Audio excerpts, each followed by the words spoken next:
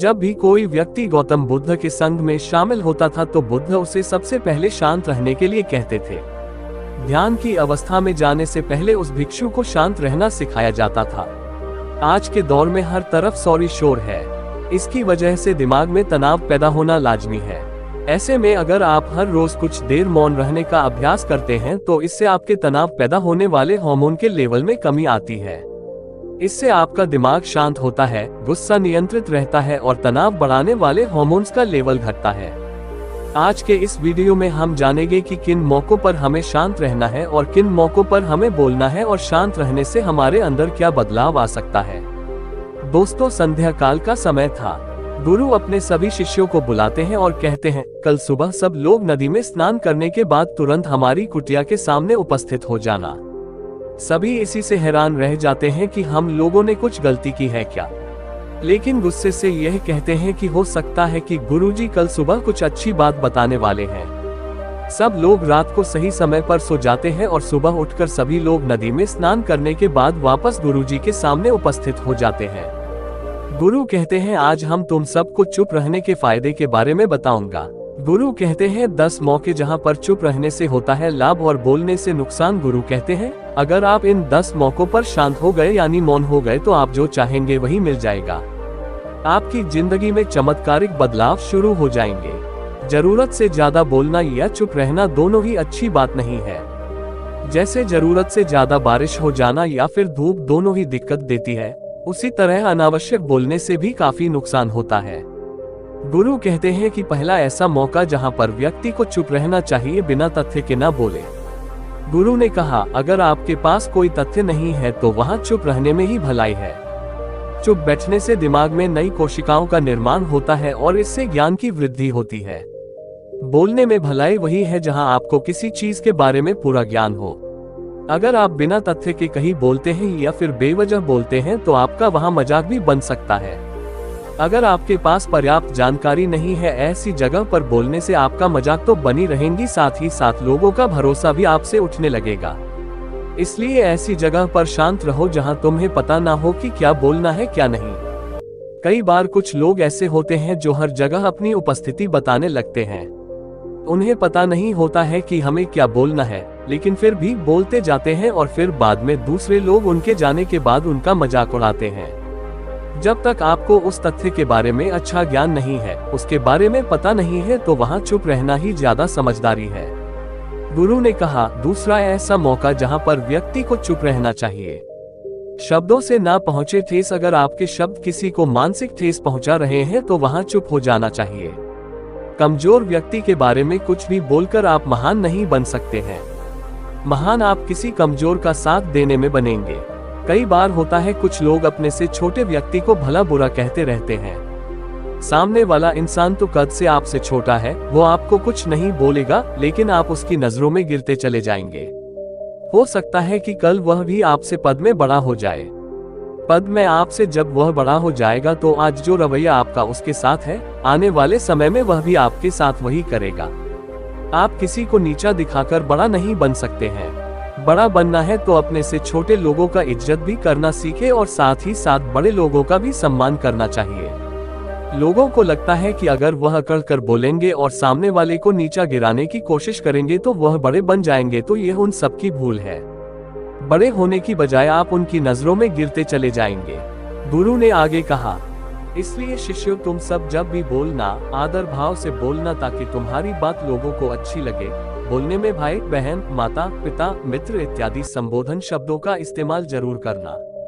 इससे तुम्हारी मान प्रतिष्ठा तो बढ़ेगी ही, साथ ही साथ लोगों की नजरों में तुम समझदार व्यक्ति बनते जाओगे। गुरु ने आगे कहा, तीसरा मौका जहां पर व्यक्ति को चुप रहने में ही भलाई है। क्रोध या घृणा करने वाले लोग, जब कोई अपना या सगा संबंधी आप पर क्रोध कर रहा हो, आपका अपमान कर रहा हो, तो आपको उस वक्त चुप रहना चाहिए ताकि सामने वाले का गुब्बारा पूरी तरह से फट जाए। आप यदि सही है तो उसे कतई माफीनामा गए और चुप रहकर ही सही समय का इंतजार करें। वह खुद आपसे माफी मांग लेगा जब उसे अपनी गलती का एहसास हो जाएगा। गुरु आगे कहते हैं कि अगर आपका कोई सगा संबंधी आप पर क्रोध कर रहा हो और आप उस समय शांत हैं, तो यह आदर सम्मान देने की निशानी होती है। इससे न कोई छोटा होता है और न ही बड़ा। अगर आपको क्रोध आ रहा है तो आप या तो वहां से किसी का अनादर किए बिना चले जाए या फिर चुप रहे। क्रोध करने से आपके रिश्ते खराब होंगे। क्रोध करने से हमेशा क्रोध करने वाले व्यक्ति शक्ति का ही बुरा होता है। गुरु आगे कहते हैं कि एक बार की बात है, एक सांप जंगल से भागते हुए किसी राजा के घर में पहुंच गया। लोगों ने छेड़खानी की तो वह बहुत ही गुस्सा हो गया, जिससे घर में जो तलवार पड़ी हुई थी उसी को लपेटकर कसने लगा और धीरे धीरे उसका पूरा शरीर कट गया। ठीक उसी प्रकार हमारा गुस्सा भी हमारे शरीर को तलवार की भांति काटता रहता है, गुस्सा ध्यान से खत्म होता है। प्रतिदिन अगर आप ध्यान की मुद्रा में बैठे हैं तो आपका गुस्सा आपके नियंत्रण में रहेगा। गुरु आगे कहते हैं कि यह तो ये तरीका है कि आप प्रतिदिन ध्यान का अभ्यास करें। इससे आपके शरीर में जो हार्मोन्स गुस्से को बढ़ावा देते हैं वह सब तुम्हारे नियंत्रण में रहेंगे, जिससे शरीर गुस्से पर आसानी तुम्हारा से काबू पा लेगा। लेकिन एक तरीका ये भी है कि जब भी आपको गुस्सा आए तो आप ये समझने का प्रयास करो कि क्या मेरा गुस्सा जायज है या नहीं, हमें वहां पर बोलना चाहिए कि नहीं। जब आप खुद इस बात का आकलन लगा पाएंगे तो आपको खुद पता चल जाएगा कि हमें गुस्सा करना चाहिए या नहीं। फिर भी आपको गुस्सा आ रहा है तो आप वहां से हटने का प्रयास करें, वहां से दूर चले जाएं। धीरे धीरे समय के साथ आपका दिमाग शांत हो जाएगा। गुरु ने कहा, चौथा ऐसा मौका जहां पर इंसान को बहुत ही समझदारी के साथ काम लेना चाहिए। वहां पर आपको चुप रहना ही चाहिए जहां पर उस मुद्दे से आपका कोई संबंध ना हो। अगर आपका किसी मुद्दे से कोई संबंध ना हो तो वहां आपका चुप रहना बनता है। बिना किसी वजह अगर आप दूसरे के मुद्दे पर बोलेंगे तो यह आपके लिए अनिष्टकारी होगा। इसमें केवल और केवल आपका ही नुकसान है। जल्द ही आप किसी दो लोगों के बीच हो रहे विवाद में जल्दी अपनी टांग न डालें। अगर सामने वाला आपको बुला रहा है अपना झगड़ा शांत करवाने के लिए तो ही आप वहां पर जाएं। किसी की व्यक्तिगत जिंदगी में दखलंदाजी नहीं देनी चाहिए जब तक कि वह व्यक्ति आपको नहीं बुलाता है। अपने झगड़े को शांत करवाने के लिए कुछ लोग फालतू में दूसरे के विवाद में कूद पड़ते हैं। इससे उनके मान सम्मान मर्यादा पर लोग उंगली उठाने लगते। गुरु कहते हैं कि मैं पांचवा ऐसा मौका जहां पर व्यक्ति को बहुत ही समझदारी के साथ चुप रहना चाहिए। आपके शब्दों से किसी मित्र को हानि ना पहुंचे। अगर आपके शब्द सामने वाले के परिवार या मित्रों की प्रतिष्ठा के बारे में बुरी झलक दिखा रहे हैं तो आपको चुप रहना चाहिए। किसी के परिवार या फिर मित्र के बारे में बुरा बोलने से केवल आप ही बुरे बनेंगे। जो चीज आसानी से खत्म की जा सकती है उसे अपने शब्दों से बड़ा ना करें। बिना चिल्लाए बात करने का प्रयास करते रहना चाहिए। अगर आप बिना चिल्लाए कोई बात नहीं कह सकते तो आपका चुप रहने में ही भलाई है। किसी पर चिल्लाने से आपके व्यवहार के बारे में पता चलता है। ज्यादा बोलने से चीजें हमेशा खराब ही होती है। कई बार कुछ रिश्ते ज्यादा तेज बोलने की वजह से टूट जाते हैं, इसलिए अपनी आवाज में मीठापन लाए।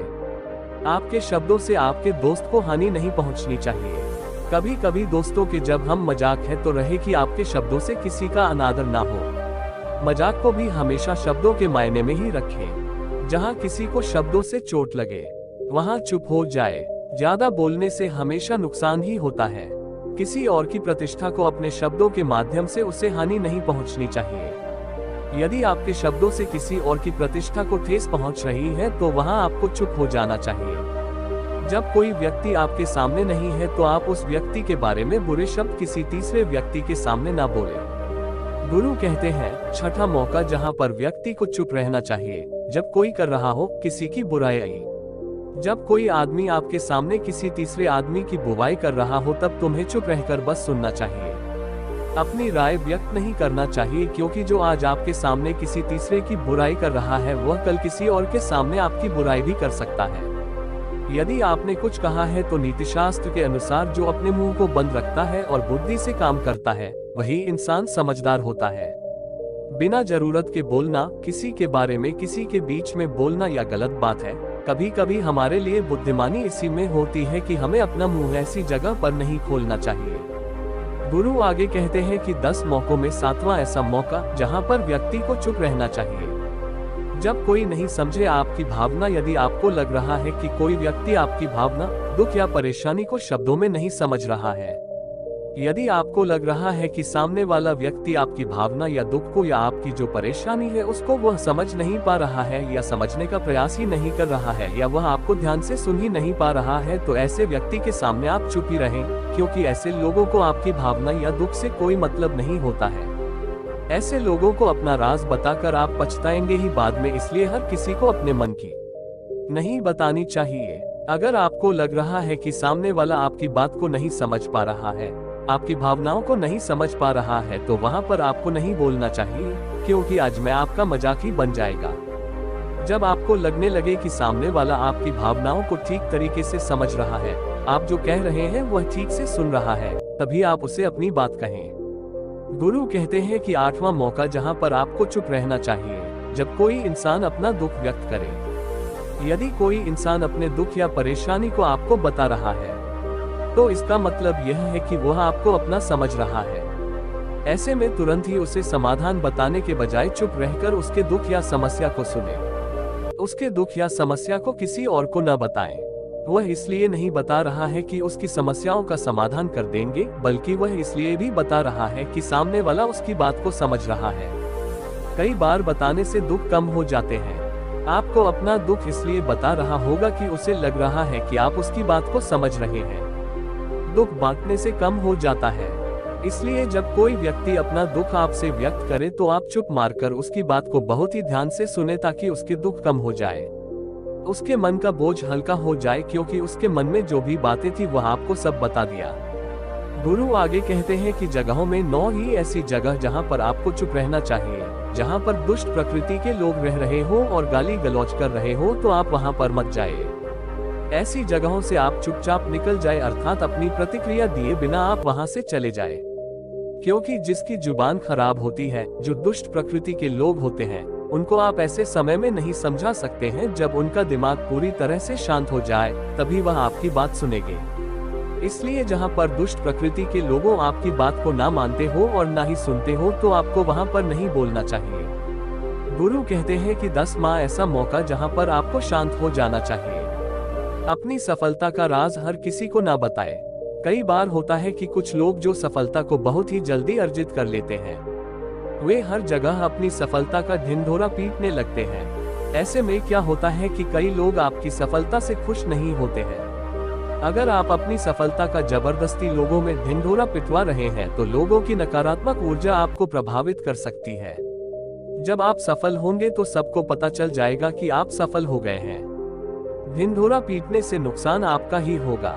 इतना कहकर गुरु ने कहा, शिष्यों आज के लिए बस इतना ही। अगर तुम सब मेरी इन 10 बातों को अपने जीवन में अपना लेते हो तो तुम सब काफी हद तक परेशानियों से बचे रहोगे। यहाँ से जाने के बाद मेरी यह बातें आपके जीवन किसी वरदान से कम साबित नहीं होंगी। दोस्तों, मुझे उम्मीद है इस वीडियो से आपको बहुत कुछ सीखने को मिला होगा। अगर आप नए हो तो हमसे जुड़ने के लिए इस चैनल को सब्सक्राइब करना मत भूलिए।